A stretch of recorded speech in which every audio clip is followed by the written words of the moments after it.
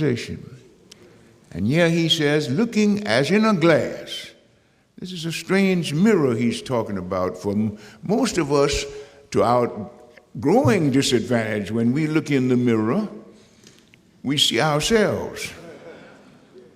And I say deliberately, that's a growing disadvantage. And it is a disadvantage more than from the point of view of our getting old. It is a disadvantage because we see only ourselves, we see very little. And when we see only ourselves, we see something hardly worth seeing, really, in the long run. But this man says that as a looking glass, looking at Jesus, we are changed more and more from glory to glory. What a word this is that Paul speaks to us, from glory to glory. Now, he is not talking about an artificial glory. There's there are a lot of things going on around us, particularly on television, which claim to be Christian, but which have very little resemblance to Jesus Christ. What they do is to take a smattering of the gospel and fill it with a lot of other fakery and call it Christianity. And they talk about a prosperity that has in it no adversity. Name it and claim it and all of that counterfeit kind of business. There's no effort. And I'll tell you how you can test much of what some of you listen to. If they stay in the Old Testament and are afraid to come into the New Testament, watch out.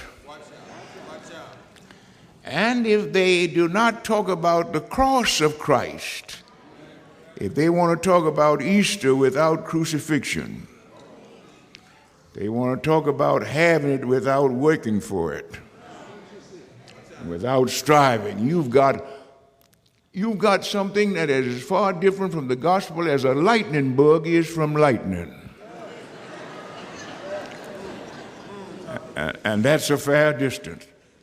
But this man talking about from glory to glory does not talk merely out of some superficial kind of enjoyment.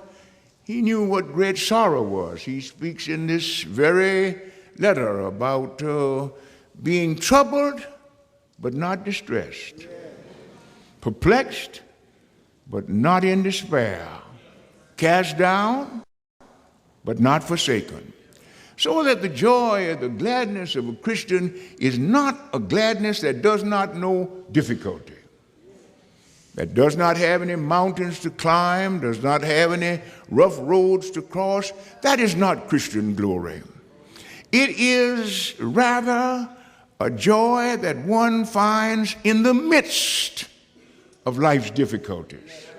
For all of us, no matter who we are, if we have a modest amount of good sense, we'll have difficulties. That belongs to life. And it is a great deception to tell people that you do not have to have any problems. That's unreal. And yet it is so attractive that people are drawn to it, even though it is fictitious, not real. It's a narcotic, a drug. The gladness of the Christian from the glory of the Christian is a joy in the midst of life's difficulties. It comes because we have somebody to whom we can turn.